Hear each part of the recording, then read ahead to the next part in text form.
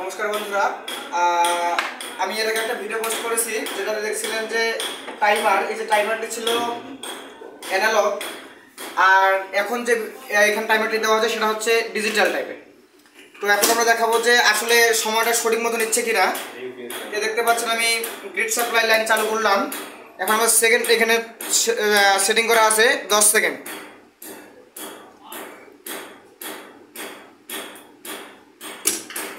দশ সেকেন্ড পর হচ্ছে অটোমেটিক লাইন চালু হয়েছে। এবার লাইন চলে গেছে, আমি জেনারেটর চালু করলাম।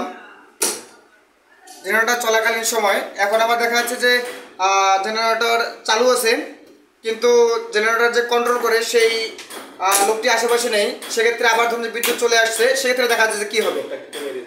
এই যে বিদ্যুৎ চলে আসলো,